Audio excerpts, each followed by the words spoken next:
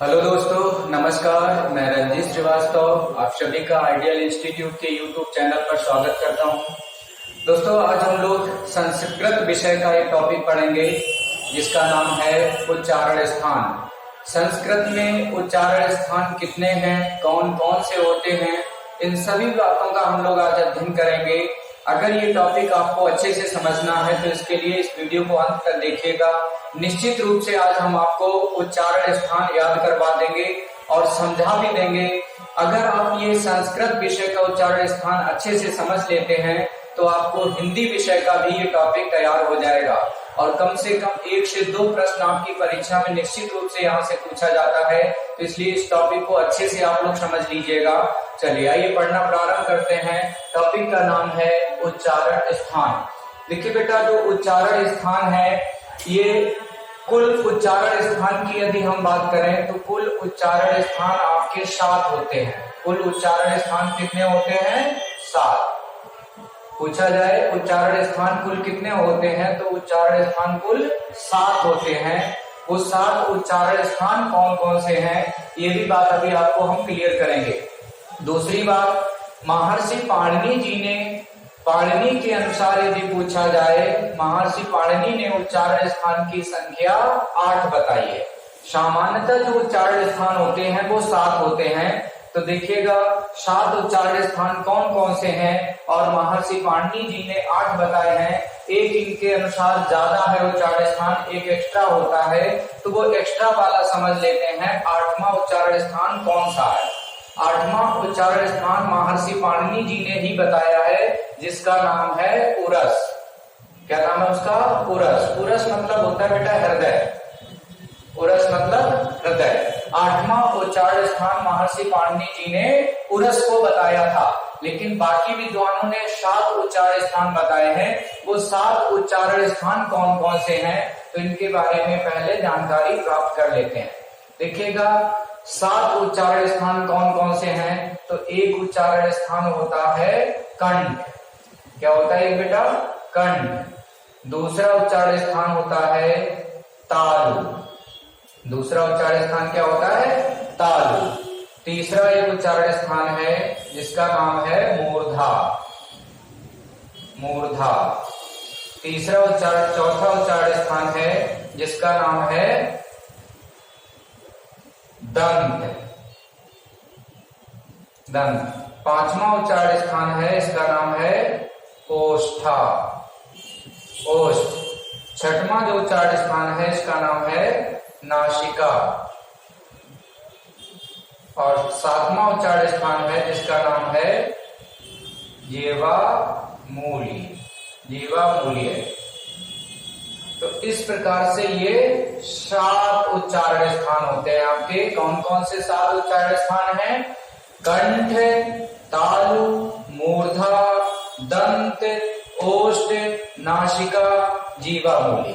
कंठ आप सभी लोग समझते होंगे, कंठ मतलब गला।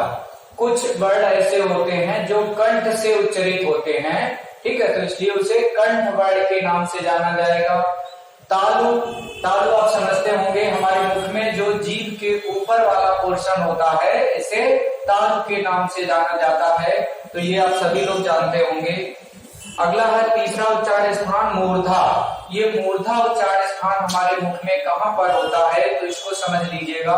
मूर्धा मतलब होता है बेटा तालु और दांतों के बीच में, तालु और दांत के बीच में जो उभरा हुआ पोर्शन है, खुरदुरा पोर्शन होता है, इसी को हम मूर्धा के नाम से जानते हैं। तो मूर्धा बिल्कुल दांतों ऊपर वाले दांतों के पीछे का हिस्सा जो होता है, और तालु तथा दांतों के बीच का जो उभरा हुआ पोर्शन है, खुरदुरा पोर्शन है, इसी को तालु के नाम से जाना जाता है। इसके बाद दंत। दंत आप समझते ही होंगे, दंत मतलब दांत। तो कुछ उच्चारण स्थान ऐसे होंगे कि जब हमारी जीभ दांतों को स्पर्श करेगी तब वो उच्चरित होंगे, इसलिए उन्हें दंत वर्ण के नाम से जाना जाता है। तो दंत मतलब दांत हो गया। ओष्ठ मतलब होठ होता है, ठीक। कुछ वर्ण ऐसे होंगे जो ओठों से उच्चरित होते हैं, इसलिए उन्हें ओष्ठ वर्ण के नाम से जाना जाएगा। नासिका मतलब नाक होता है, ठीक। कुछ वर्ण ऐसे होते हैं जो कहीं कहीं नाक से उच्चरित होंगे, इसलिए उन्हें नासिका वर्ण के नाम से जाना जाता है। जिह्वा मूली मतलब जीभ का जो मूल भाग होता है, हमारी जीभ के मूल भाग से उच्चारित होने वाले वर्णों को जिह्वा मूली वर्ण के नाम से जाना जाएगा। तो इस प्रकार से ये 7 कुल आपके उच्चारण स्थान हैं। अब हम ये देखेंगे कि इन उच्चारण स्थान से कौन कौन से ऐसे वर्ण हैं जो इन उच्चारण स्थान से उच्चारित होंगे, अर्थात कंठ से कौन से वर्ण उच्चारित होते हैं, तालु से कौन से होते हैं, मूर्धा से कौन से होंगे, अर्थात किस उच्चारण स्थान से कौन सा वर्ण उच्चारित होता है, इसके बारे में समझते हैं। तो इनको समझने के लिए हम संस्कृत के कुछ सूत्र याद करेंगे। उन सूत्र के माध्यम से यदि आप याद करते हो तो जीवन में कभी भूलोगे नहीं। अगर एक बार आपने वो सूत्र याद कर लिया तो कभी आपका उच्चारण स्थान गलत नहीं हो सकता है। यदि आप इसे रटने का प्रयास करोगे तो एक बार रटोगे, दोबारा फिर से भूल जाओगे। लेकिन यदि सूत्र आपने तैयार कर लिया, सूत्र के माध्यम से उच्चारण स्थान तैयार करते हो तो जीवन में कभी नहीं भूलोगे। बस अच्छे से सूत्र याद कर लेना। तो सूत्र के माध्यम से हम इन उच्चारण स्थान को समझने का प्रयास करेंगे। चलिए, तो पहला उच्चारण स्थान समझते हैं जिसका नाम कंठ है। इसके लिए सूत्र कौन सा होगा, ये बात आपको क्लियर हो गई होगी। मैंने बताया कुल उच्चारण स्थान कितने होते हैं, 7। सातों के नाम आपको भी बता दिए कौन कौन से। महर्षि पाणिनि ने 8 उच्चारण स्थान बताए थे, तो जो अभी मैंने 7 लिखे थे वो तो है ही। इनके अनुसार एक 8वां उच्चारण स्थान और होता है जिसे उरस कहते हैं। उरस मतलब हृदय होता है। इस उच्चारण स्थान को मान्यता नहीं मिली थी, इसलिए हम लोग 7 उच्चारण स्थान ही पढ़ते हैं। तो उच्चारण स्थान की जो संख्या है वो 7 आपको याद रखना है। लेकिन यदि पाणिनि के अनुसार पूछ दिया जाए कि पाणिनि के अनुसार उच्चारण स्थान कितने होते हैं तो आपको 8 बताना है। चलिए, पहला उच्चारण स्थान समझते हैं जिसका नाम कंठ है। कंठ से उच्चारित होने वाले वर्ण कौन से हैं, इसके लिए सूत्र कौन सा है। तो देखिएगा, पहला बेटा सूत्र आपको नोट करना है जिसका नाम है अकुहु विसर्जनीय नाम कंठ।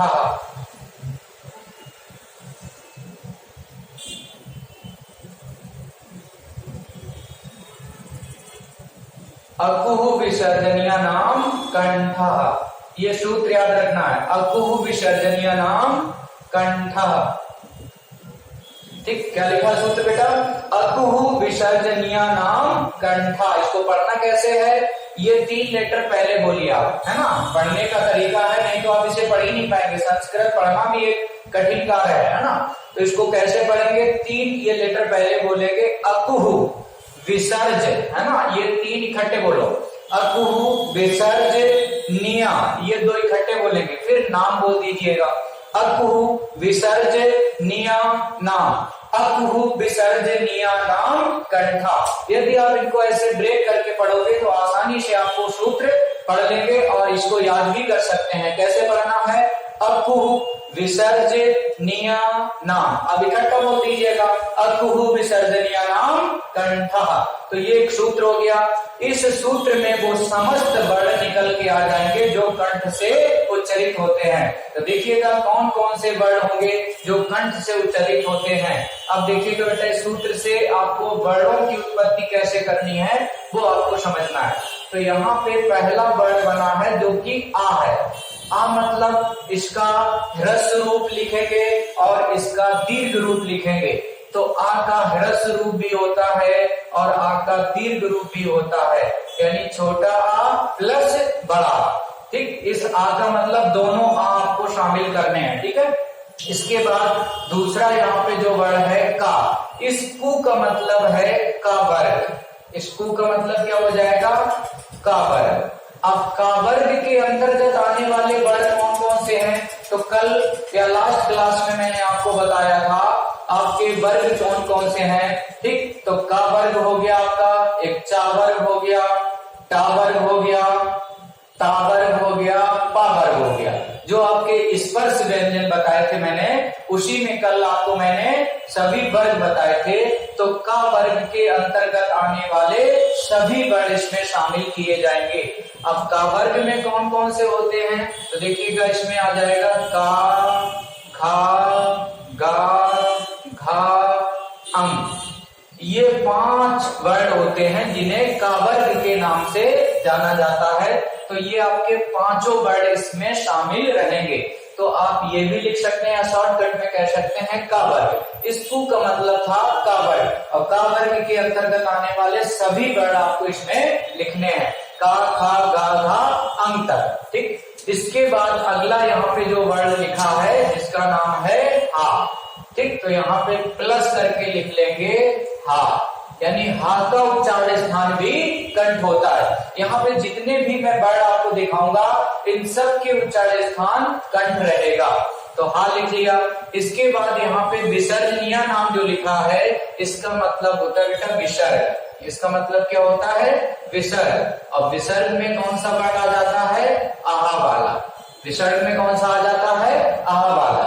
बस यही आपके जितने वर्ड यहाँ पे दिखाई दे रहे हैं इन सब का उच्चारण स्थान कंठ होता है। अब आपसे पूछा जाए कंठ से उच्चरित होने वाले वर्ड कौन कौन से हैं, तो आप बताएंगे आ प्लस का खा गा घा अंग प्लस हा प्लस आहा, या विसर्ग बोल सकते हैं।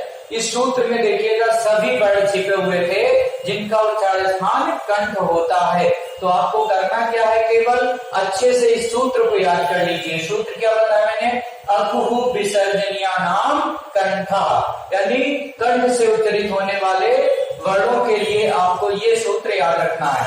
उम्मीद करते हैं ये सूत्र आपको जो मैंने समझाया है इस सूत्र के माध्यम से जो वर्ड निकले वो भी आपको स्पष्ट हो गए होंगे। एक बार फिर से देख लो। इस आ का मतलब हो गया आ प्लस उसका दीर्घ रूप, कु का मतलब है का वर्ग पूरा, हा यहाँ पे प्लस में हा लिखेंगे, हा का उच्चारण स्थान भी कंठ होता है, और विसर्ग जो लिखा है इसका मतलब विसर्ग है, तो विसर्ग में कौन सा वर्ड आ जाता है? आहा वाला। तो ये सभी वर्ड आपके कंठ से उच्चरित होंगे। It's okay. मुझे उम्मीद है आप लोगों को अच्छे से समझ में आ गया होगा। अब हम लोग पढ़ते हैं दूसरा उच्चारण स्थान जिसका सूत्र देखिएगा, पहले समझेंगे। इचु यशा नाम, इचु यशा नाम तालु, इचु यशा नाम तालु। सूत्र का नाम क्या है? इचु यशा नाम। इसको पढ़ना कैसे है? ये दो वर्ड पहले बोलेंगे इचु, फिर इसके बाद ये दो बोलेंगे इचु यशा नाम, इचु यशा नाम, है ना? इचु यशा नाम तालु। इसमें दो दो करके आप ऐसे बोलेंगे तो आराम से सूत्र पढ़ पाएंगे। इचु यशा नाम तालु, अर्थात तालु से उच्चरित होने वाले वर्ड कौन कौन से हैं? तो इसी सूत्र में तालु से उच्चरित होने वाले सभी वर्ड आपके निकल के आ जाएंगे। देखिएगा कौन कौन से वर्ड होंगे।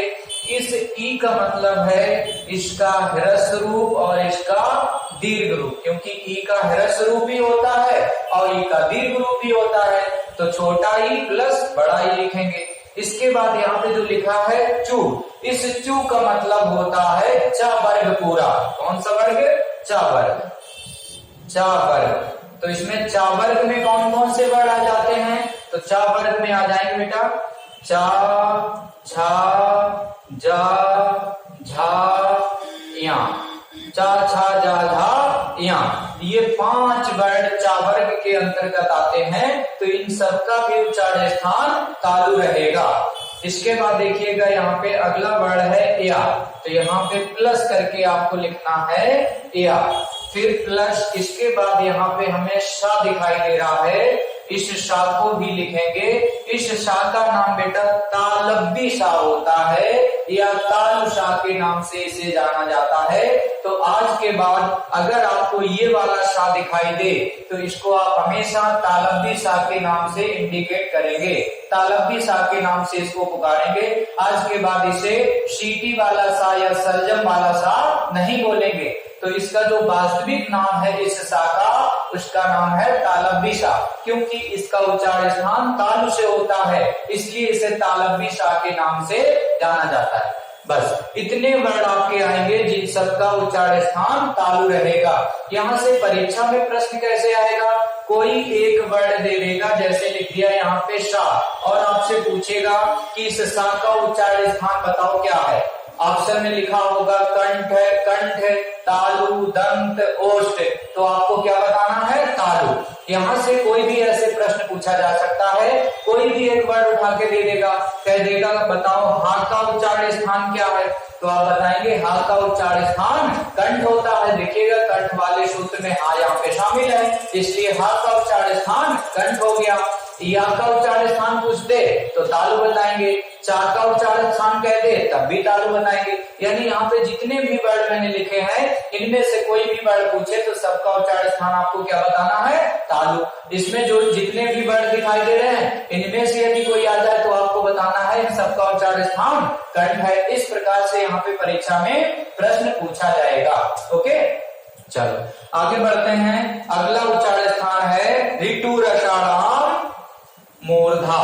अगला सूत्र लिखिएगा बेटा, अगले सूत्र का नाम है, अगला सूत्र लिखते हैं ऋतु रसाणाम, ऋतु रसाणाम मूर्धा। अगले सूत्र का नाम है ऋतु, इसको कैसे पढ़ना है, ये दो लेटर पहले बोलो, ऋतु रसाणाम ऐसे पढ़ना है इसको, है ना, ऋतु रसाणाम मूर्धा। अब इकट्ठा बोल दीजिएगा ऋतु रसाणाम मूर्धा। तो ये सूत्र हो गया, ठीक, ऋतु रसाणाम मूर्धा। मूर्धा में मैंने आपको बता दिया है, हमारे ऊपर वाले दांत और तालु के बीच में जो उभरा हुआ पोर्शन है, खुरदुरा पोर्शन, उसी को मूर्धा के नाम से जाना जाता है। यानी मूर्धा से जो वर्ड उच्चरित होंगे उसमें निश्चित रूप से हमारी जीभ मूर्धा को स्पर्श करेगी तभी ये वर्ड उच्चरित होंगे। अब इसके अंतर्गत देखिएगा कौन कौन से वर्ड आते हैं उनको आपको समझना है। इसके अंतर्गत आने वाले वर्डों को देख लिया जाए। तो यहाँ पे पहला जो वर्ड लिखा है वो है री। इस री का मतलब होता है, इस री का मतलब होगा कि इसका ह्रस्व रूप और इसका दीर्घ रूप। बेटा री का दीर्घ रूप भी होता है, ये ह्रस्व रूप है री का और ये दीर्घ रूप है। तो री के दोनों रूप होते हैं, ह्रस्व रूप तथा दीर्घ रूप, यानी छोटा री और बड़ा री प्लस। अब इस टू का मतलब होता है बेटा टावर्ग पूरा। इसका मतलब क्या होगा, टावर्ग। अब टावर्ग के अंतर्गत आने वाले वर्ड लिख लेते हैं, कौन कौन से हैं, टा, ठा, डा, ढा, अड़ा, टा, ठा, डा, ढा, अड़ा। ये वर्ड जो आएंगे वो सब टावर्ग के नाम से जाने जाते हैं। यानी टावर्ग में टावर्ग में कौन कौन से आ जाएंगे, टा, ठा, डा, ढा, अड़ा। ये 5 वर्ड होते हैं, इनको टावर्ग के नाम से जाना जाता है। प्लस इसके बाद यहाँ देखेंगे तीसरे नंबर पे जो वर्ड लिखा है वो रा लिखा है, तो प्लस करके लिख देंगे रा। रा का उच्चारण स्थान भी मूर्धा होता है। इसके बाद यहाँ पे हमें एक सा दिख रहा है, इस सा को लिख लिया जाए, जिसे षटकोण वाला सा के नाम से आप लोग जानते थे। आज के बाद इस सा का नाम हो जाएगा मूर्धन्य सा या मूर्धा सा। तो मूर्धन्य सा के नाम से इस षटकोण वाले सा को जाना जाता है। इसका जो वास्तविक नाम है वो मूर्धन्य सा है। जैसे इस सा का नाम क्या हो गया, तालव्य सा, इसका नाम क्या हो गया, मूर्धन्य सा। ठीक, तो यहाँ पे देखिए जितने वर्ड आपको दिखाई दे रहे हैं इन सब का उच्चारण स्थान मूर्धा होता है। यदि आप इस टॉपिक को आज अच्छे से समझ लेते हैं तो हिंदी में यदि यही टॉपिक आएगा कभी गलत नहीं होगा। आज इस टॉपिक को पढ़ने से आपके 2 विषय क्लियर हो जाएंगे, हिंदी का उच्चारण स्थान प्लस संस्कृत का उच्चारण स्थान। और दोनों विषयों में यहाँ से सवाल पूछा जाएगा, हिंदी में भी आएगा प्लस संस्कृत में भी आएगा। तो उम्मीद करते हैं ये 3 उच्चारण स्थान मैंने अभी तक जो बताए, इनका जो है सूत्र बताए, आप लोगों को स्पष्ट हो गया होगा। उम्मीद करते हैं इसको आपने नोट भी कर लिया होगा। ठीक, अब इसको हटा देते हैं, इसके आगे का उच्चारण स्थान समझते हैं। इसके आगे का देखा जाएगा। अगला जो उच्चारण स्थान है जिसका नाम है दंत, और इसके लिए सूत्र कौन सा बनेगा वो भी समझ लिया जाए। इसको सभी लोग कॉपी में अपने बढ़िया से नोट कर लीजिएगा। बस परीक्षा के दौरान इसको केवल रिवाइज करना, आपको केवल रिवाइज कर लेना तो आपका अच्छे से क्लियर हो जाएगा। चलिए अब आगे बढ़ते हैं। अगला उच्चारण स्थान, ठीक है, अगला उच्चारण स्थान देखेंगे 4था नंबर का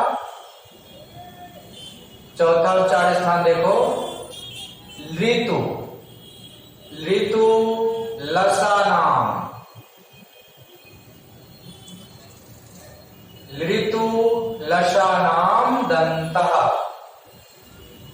अगला जो सूत्र है उसका नाम क्या है?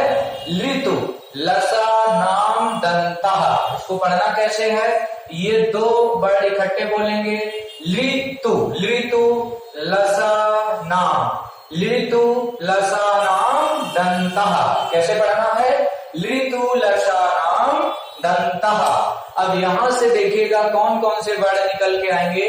तो यहां से इस ली का मतलब होगा इसका ह्रस्व रूप। बेटा ली एक ऐसा वर्ड है आपके स्वर में जो शामिल है, इसका ह्रस्व रूप होता है, इसका दीर्घ रूप नहीं होता है। तो विशेष करके नोट करके लिख लो, ली का दीर्घ रूप नहीं होता है। बाकी अभी तक देखिएगा मैंने सबके दीर्घ रूप बताए थे, लेकिन ली का दीर्घ रूप नहीं होता है, तो केवल ली लिखेंगे। प्लस फिर अगला जो यहाँ पे लेटर है उसका नाम है ता। इस तू का मतलब हो जाएगा तावर्ग। अब तावर्ग के अंतर्गत कौन कौन से वर्ड आते हैं? तो इसमें देखिए ता, था, दा, धा, ना। ता, था, दा, धा, ना। तावर्ग का मतलब क्या हुआ? ता, था, दा, धा, ना। ये 5 वर्ड हैं, इन्हें तावर्ग के नाम से जाना जाता है। तो यहाँ तू का मतलब था तावर्ग। प्लस अगला जो यहाँ लेटर दिखाई दे रहा है हमें, वो है ला। तो यहाँ प्लस करके लिखेंगे ला। प्लस इसके बाद हमें सा दिखाई दे रहा है। कौन सा सा? सपेरा वाला सा जिसे बोला जाता था। आज के बाद इस सा को बोलेंगे दंती सा। कौन सा सा? इसका नाम है दंती सा, क्योंकि इसका उच्चारण स्थान दांतों से होता है, इस वजह से इस सा का नाम हो गया दंती सा। तो तीनों सा आपको मैंने अभी पढ़ा दिए हैं। एक ये सा, इसको तालव्य सा कहते हैं। एक सा मैंने ये पढ़ाया, इस सा को मूर्धन्य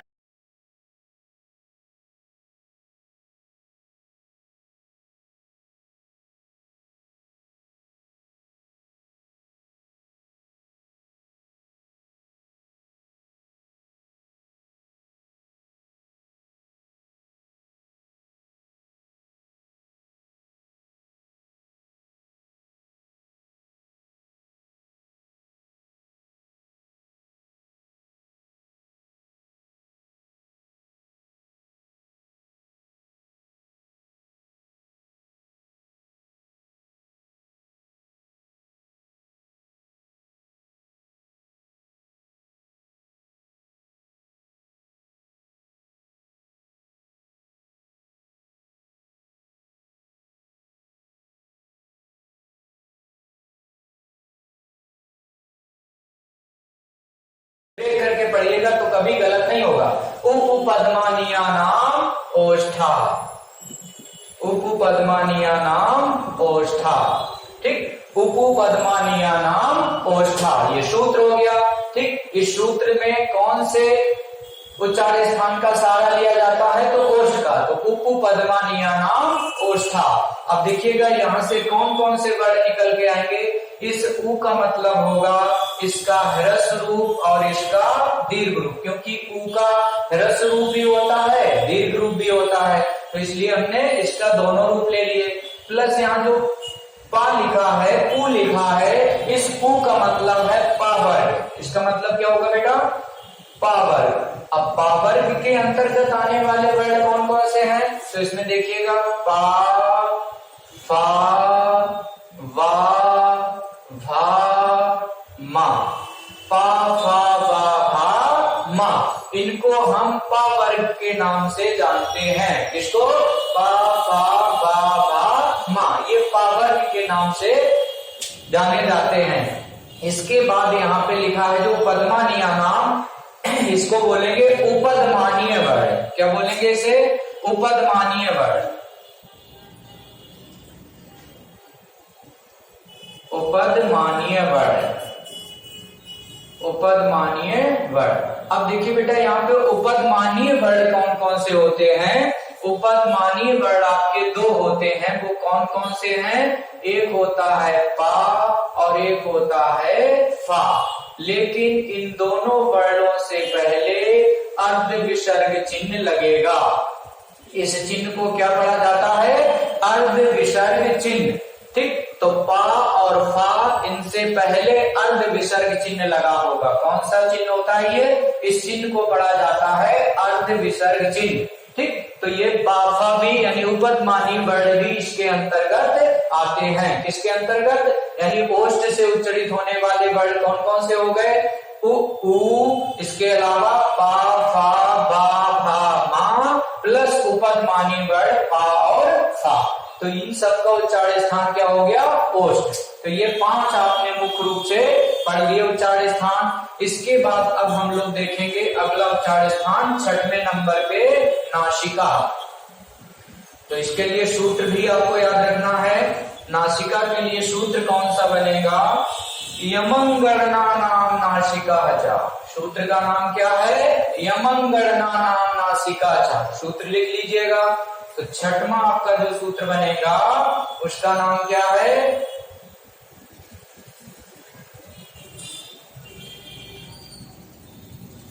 सूत्र का नाम ये लिखेंगे ना, यमंगणना नाम नासिका चा। यमंगणना नाम नासिका चा। यमंगणना नाम नासिका चा। यहाँ पे मैंने जो नासिका लिखा है इसका मतलब तो आप समझ रहे होंगे। नासिका मतलब ना, और चा मतलब यहाँ पे होता है बेटा और। चा मतलब क्या होता है? और। अर्थात इसका मतलब होगा कि यहाँ पे जो भी वर्ण आएंगे उनका उच्चारण स्थान नासिका तो होगा ही, नासिका के अलावा भी एक उच्चारण स्थान इनका और होगा। यानी 2 उच्चारण स्थान से ये वर्ण उच्चरित होंगे। कौन कौन से वो वर्ण हैं जो 2 उच्चारण स्थान से उच्चरित होते हैं? तो देखिएगा इसमें कौन कौन से हो जाएंगे। तो इसमें आपका हो जाएगा एक या, मा, अंग, अड़ा और ना। ये 5 वर्ण आपके इसमें आ जाएंगे। 5 वर्णों को कैसे याद रखना है? प्रत्येक वर्ग का 5वां वर्ण, प्रत्येक वर्ग का 5वां वर्ण आपके सामने ये लिखा हुआ है। या तो ऐसे याद कर लो, दूसरा तरीका है, यहाँ पे वो 5 वर्ण कौन कौन से हैं? तो आपने 7वां महेश्वर सूत्र पढ़ा होगा। कौन सा महेश्वर सूत्र? 7वें नंबर पे मैंने लास्ट क्लास में एक सूत्र पढ़ाया था, जो महेश्वर सूत्र थे। उसमें देखिएगा 7वें नंबर पे एक महेश्वर सूत्र था। ठीक, वो कौन सा था? देखिएगा, यमंगणनम। 7वां महेश्वर सूत्र देखिए बेटा ये था यमंगणनम। अब यमंगणनम में आपके सामने जो आपको वर्ण दिखाई दे रहे हैं वो ये 5 दिखाई दे रहे हैं, क्योंकि लास्ट जो वर्ण होता है इतिसंज्ञक वर्ण या हलंत वर्ण उसको नहीं काउंट किया जाता है। तो 7वें महेश्वर सूत्र में यही 5 वर्ण आते हैं, या, मा, अंग, अड़ा, ना। ठीक, या ऐसे याद कर लो। दूसरा तरीका है इनको याद करने का, प्रत्येक वर्ग का 5वां वर्ण, प्रत्येक वर्ग का 5वां वर्ण। तो प्रत्येक वर्ग का 5वां वर्ण लेंगे तब भी ये याद आएंगे। तो ये 5 वर्ण ऐसे हैं, इनका उच्चारण स्थान नासिका भी है, और चा मतलब और भी होता है। ठीक, चा मतलब और का मतलब है कि नासिका के अलावा भी इनका एक उच्चारण स्थान रहेगा। कौन सा होगा? ठीक है, अभी आपको क्लियर कर देंगे कि इनका और क्या उच्चारण स्थान होता है। ठीक, चलो फिलहाल अभी इतना पढ़ो कि 6वां मैंने क्या सूत्र बताया? यमंगणना नाम नासिका चा। इसके अंतर्गत कौन कौन से आ जाएंगे?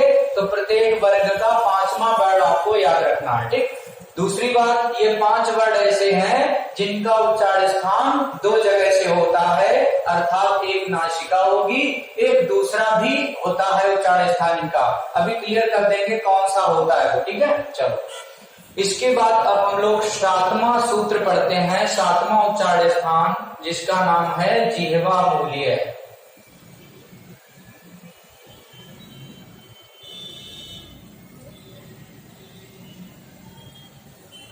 ठीक है, अगला है जिह्वा मूल्य। तो जिह्वा मूल्य मतलब मैंने क्या बताया था? हमारे जीभ के मूल भाग से उच्चरित होने वाले जो वर्ण होते हैं, जीभ का जो मूल भाग है, जीभ के मूल भाग से उच्चरित होने वाले जो वर्ण होते हैं उनको जिह्वा मूल्य वर्ण के नाम से जाना जाता है। ठीक, जीवामूलीय वर्ण। अब इसमें देखिए कौन कौन से वर्ण आते हैं। जीवामूलीय वर्ण आपके का और खा होते हैं। कौन कौन से होते हैं, का और खा। लेकिन इन दोनों वर्णों से पहले अर्ध विसर्ग चिन्ह लगेगा, ठीक, तब इन्हें बोला जाएगा जीवामूलीय वर्ण। तो ये जो जीवामूलीय वर्ण है ये जीव के मूल भाग से उच्चरित होते हैं। कहां से होते हैं, जीव के मूल भाग से उच्चरित होने वाले ये वर्ण हो गए, ठीक है। चलो दूसरी महत्वपूर्ण बात, पूरी वर्णमाला में टोटल 10 ऐसे वर्ण हैं। कितने वर्ण, 10 वर्ण ऐसे हैं जिनका उच्चारण स्थान 2 जगह से होता है। वो 10 वर्ण देखिएगा कौन कौन से हैं, ठीक है। तो 5 तो यहाँ पे आ गए आपके, 5 वर्ण ये दिखाई दे रहे हैं जिनका उच्चारण स्थान 2 जगह से होगा। इसके अलावा 5 वर्ण और हैं जिनका उच्चारण स्थान 2 जगह से होगा। अब 2 जगह से होगा, कैसे समझेंगे इसको, चलो देखो बेटा, एक मैं एग्जांपल यहाँ पे दिखा दे रहा हूँ, आपको स्पष्ट हो जाए। जैसे यहाँ पे ये वर्ण लिखा है अंग, कौन सा वर्ण लिखा है, अंग। अंग का उच्चारण स्थान आपसे पूछा जाए क्या है, तो आप बताएंगे नासिका। और चा मतलब लिखा है, इसका मतलब और का मतलब देखिएगा, जैसे का वर्ग हम लिखते हैं तो का वर्ग में कौन कौन से वर्ण आ जाएंगे, का खा गा घा अंग, का खा गा घा अंग। अब ये का खा गा घा अंग का उच्चारण स्थान मैंने क्या बताया था, इनका उच्चारण स्थान मैंने बताया था कंठ। क्या बताया था, इनका उच्चारण स्थान कंठ। अब यहीं से का वर्ग में से ही ये वर्ण लिखा है अंग, तो अंग का उच्चारण स्थान एक तो कंठ हो गया और अंग का उच्चारण स्थान एक नासिका हो गया। तो आप देखिएगा इनका अंग का उच्चारण स्थान 2 जगह से हो गया ना, एक नासिका और एक कंठ हो गया, ठीक। इसी प्रकार से बाकी भी जो वर्ण लिखे हैं, तो अंग एक मैंने समझा दिया, इसी क्रम में और भी इनका उच्चारण स्थान होता है, एक नासिका रहेगा, एक कोई दूसरा अंग भी होगा जहां से ये वर्ण उच्चरित होंगे, ठीक है। उम्मीद करते हैं ये बात आपको समझ में आ गई होगी। चलो, तो ये 7 उच्चारण स्थान थे जो कि सामान्यता विद्वान में बताए कि उच्चारण स्थान कितने होते हैं, 7 होते हैं। तो अब 7 मैंने आपको समझा दिए। इसके अलावा कुछ अन्य उच्चारण स्थान भी होते हैं, तो अन्य उच्चारण स्थान को भी समझ लिया जाए। अन्य उच्चारण स्थान और कौन कौन से होते हैं, 7 जो मुख्य थे वो आपको मैंने समझा दिए। इसके अलावा कौन कौन से उच्चारण स्थान हैं उनको भी देख लीजिएगा, ठीक है। तो देखिएगा कुछ अन्य उच्चारण स्थान है, जैसे ए दैतो कंठ तालु, अगला उच्चारण स्थान है, हेडिंग डाल सकते हैं कुछ अन्य उच्चारण स्थान। तो अन्य में कौन कौन से हो जाएंगे, इसमें आ जाएगा ए दैतो कंठ तालु, ए दैतो कंठ तालु, ठीक। अर्थात कंठ तालु का मतलब होगा यहाँ पे ए दैतो सूत्र के अंतर्गत जो वर्ण आएंगे उनका उच्चारण स्थान कंठ भी रहेगा और तालु भी रहेगी, अर्थात 2 स्थान से ये वर्ण उच्चरित होंगे। कौन कौन से वर्ण हैं जो कंठ से भी उच्चरित होते हैं, तालु से भी उच्चरित होते हैं, तो कंठ तालु से उच्चरित होने वाले वर्ण में आएगा आपका ए ऐ। कौन से वर्ण आएंगे इसमें, ए ऐ। तो ए ऐ का जो उच्चारण स्थान है वो 2 स्थान से होता है, एक कंठ से भी होता है और एक तालु से भी होता है। अभी आपको मैंने 5 यहाँ पे दिखा दिए थे कि 5 वर्ण ये हैं जिनका उच्चारण स्थान 2 जगह से होता है, अर्थात इनका उच्चारण स्थान एक तो मैंने बताया था नासिका, नासिका से भी होता है, नासिका प्लस मुख लिख सकते हैं ना, नासिका प्लस मुख। अब मुख के अंतर्गत ही कंठ भी आता है, तालु भी आता है, ओष्ठ भी आता है, सब चीज आ जाएगी। तो नासिका प्लस मुख से उच्चरित होने वाले 5 वर्ण ये आपके सामने हो गए। 2 मैंने यहाँ पे दिखा दिए जिनका उच्चारण स्थान 2 जगह से होगा, ए ऐ का उच्चारण स्थान क्या क्या है, कंठ प्लस तालु। तो 2 आपको यहाँ पे हो गए। टोटल मैंने कितने बताए थे कि 10 वर्ण ऐसे हैं जिनका उच्चारण स्थान 2 जगह से होगा। 5 ये अमंगलना नाम वाले हो गए, ठीक, 2 हो गए एक ऐ। इसके बाद अगला एक सूत्र और देखिएगा, ओ दौतो कंठोष्ठा। दूसरा सूत्र लिखिएगा, ओ दौतो कंठोष्ठा। कंठोष्ठा, यानी कंठ प्लस ओष्ठ। इसका मतलब कंठोष्ठा का मतलब क्या होता है? कंठ प्लस ओष्ठ। तो कंठ ओष्ठ से उच्चरित होने वाले वर्ण कौन कौन से हो जाएंगे? ओदौतो सूत्र के अंतर्गत जो वर्ण आएंगे उनका उच्चारण स्थान कंठ प्लस ओष्ठ होगा। अब इसके अंतर्गत कौन कौन से वर्ण आएंगे? तो इसमें बेटा एक वर्ण आएगा ओ और एक वर्ण आएगा औ। ओ औ, ये दो वर्ण ऐसे हैं जिनका उच्चारण स्थान कंठ प्लस ओष्ठ होता है। तो दो वर्ण आपको यहाँ दिखाई दे गए, दो इसमें प्लस कर लिया जाए, कितने हो गए? 5, 2 7 और 2 9, बचा कितना? 1। उसको देख लीजिएगा। तो अगला एक सूत्र है वकारस्य, वकारस्य दंतोष्ठा, वकारस्य दंतोष्ठा, वकारस्य दंतोष्ठा। सूत्र का नाम है वकारस्य, उच्चारण स्थान क्या होगा? दंत प्लस ओष्ठ। सूत्र इसमें कौन कौन सा आपका उच्चारण स्थान शामिल है? तो दंत प्लस ओष्ठ, अर्थात दंत प्लस ओष्ठ से उच्चरित होने वाले वर्ण कौन कौन से हैं? तो इसमें एक वर्ण केवल आता है जिसका नाम है वा। तो वकारस्य दंतोष्ठा, यानी वा का उच्चारण स्थान दंत प्लस ओष्ठ होता है। एक वर्ण ऐसा है केवल जिसका उच्चारण स्थान दंत प्लस ओष्ठ होता है, अर्थात दो स्थान से उच्चरित होता है, दंत से भी और ओष्ठ से भी। तो एक वर्ण इसमें और शामिल कर लिया जाए, टोटल कितने वर्ण हो गए? 10। ये 10 वर्ण ऐसे हैं जिनका उच्चारण स्थान दो जगह से होता है। उम्मीद करते हैं ये बात अभी आपको अच्छे से समझ में आ गई होगी। तो ये था पूरा आपका उच्चारण स्थान, आप लोगों को शायद बहुत अच्छे से समझ में आ गया होगा। एक विशेष चीज और यहाँ पे पढ़ लेते हैं। विशेष चीज ये है, संस्कृत में अयोग वा पूछा जाता है। उच्चारण स्थान टॉपिक कंप्लीट हो गया, ठीक है। एक छोटा सा बात है जो कि परीक्षा में बहुत पूछी जाती है, वो है अयोग व संस्कृत में कितने होते हैं? हिंदी में पूछा जाए तो हिंदी में अयोग व 2 होते हैं। हिंदी में अयोग व कितने होते हैं? 2। संस्कृत में कितने होते हैं? 4। दूसरी बात, अयोग व कहते किसे हैं? तो अयोग व की परिभाषा भी समझ लो, हेडिंग डाल लो अयोग व। ये अयोग व होता क्या है? पहले तो इसकी परिभाषा समझो।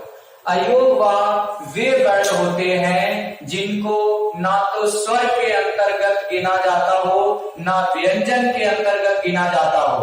अर्थात जो ना स्वर के अंतर्गत आए, ना व्यंजन के अंतर्गत आए, ऐसे वर्णों को ही अयोग व वर्ण के नाम से जाना जाता है। संस्कृत में अयोग व आपके कितने हैं? अगर संख्या के रूप में पूछा जाए तो संस्कृत विषय में अयोग व की संख्या 4 होती है। लेकिन यदि हिंदी में पूछा जाए कि हिंदी में अयोग व कितने हैं, तो हिंदी में अयोग व 2 होते हैं। संस्कृत में पूछा जाए तो संस्कृत में आप बताएंगे 4। संस्कृत में अयोग व 4 होते हैं, हिंदी में 2 होते हैं। ठीक, हिंदी में 2 कौन से हैं? संस्कृत के 4 कौन से हैं? तो पहले संस्कृत के देख लीजिएगा 4 अयोग व कौन कौन से हैं। ठीक है, एक अयोग व है बेटा अनुस्वार। कौन सा है? अनुस्वार। एक होता है विसर्ग, एक होता है विसर्ग। यही दोनों आपके अयोग व हिंदी के अंतर्गत आते हैं, अनुस्वार और विसर्ग। अनुस्वार विसर्ग हिंदी के अंतर्गत है जो, और संस्कृत में भी ये शामिल है। संस्कृत में 2 एक्स्ट्रा और होते हैं। 2 एक्स्ट्रा वाले कौन कौन से हैं उनको देख लीजिएगा। एक होता है जीवामूल्य, जीवामूल्य, और अगला होता है उपदमानीय, उपदमानीय। ये 2 एक्स्ट्रा होते हैं। ठीक है, तो टोटल कितने हो गए? 4। कौन कौन से हैं? आपसे पूछा जाए कौन कौन से हैं आपके अयोग व संस्कृत में, तो बताएंगे अनुस्वार, विसर्ग, जीवाकुली, उपदमानी। इसके अंतर्गत आने वाले वर्ण कौन कौन से हैं? तो वर्ण देख लो। अनुस्वार वर्ण कौन सा होता है? अंग वाला। विसर्ग वर्ण कौन सा होता है? आहा वाला। जीवामूली वर्ण कौन कौन सा हो गया? तो जीवामूली मैंने बताया का और खा, लेकिन इनके पहले अर्ध विसर्ग चिन्ह भी लगा होगा। उपदमानी वर्ण कौन कौन से होते हैं? तो पा और फा। इसके पहले अर्ध विसर्ग चिन्ह भी लगा होगा। तो ये टॉपिक आपका है अयोगवाद। अच्छे से इसको समझ लीजिए। संस्कृत में अयोगवाद 4 होते हैं। कौन कौन से हैं? अनुस्वार, विसर्ग, जीवामूली, उपदमानी। उपदमानी वर्ण कौन से हैं? तो पा फा अर्ध विसर्ग चिन्ह के साथ। जीवामूली वर्ण कौन कौन से हैं? का और खा अर्ध विसर्ग चिन्ह के साथ। विसर्ग कौन सा होता है? आहा वाला। अनुस्वर कौन सा है? अंग वाला। उम्मीद करते हैं ये चीज आपको बहुत अच्छे से क्लियर हो गई होगी। तो आज हम लोगों ने टॉपिक पढ़ा है उच्चारण स्थान। इसको अच्छे से समझते हुए नोट कर लेना है। आज यदि आपने ये टॉपिक अच्छे से समझ लिया है तो कभी भी भूलोगे नहीं, ठीक है। चाहे संस्कृत विषय में आपका उच्चारण स्थान आए, चाहे हिंदी में आए, एकदम अच्छे से आपका सही आंसर हो जाएगा यहाँ से, ठीक है। यदि आपको ये टॉपिक अच्छे से समझ में आ गया है तो मुझे कमेंट बॉक्स में आंसर जरूर दीजिएगा, अर्थात रिप्लाई जरूर कर देना कि आपको ये टॉपिक समझ में आया कि नहीं आया। यदि आपको ये टॉपिक समझ में आ गया है तो हमारे YouTube चैनल को जरूर सभी लोग सब्सक्राइब कर दो।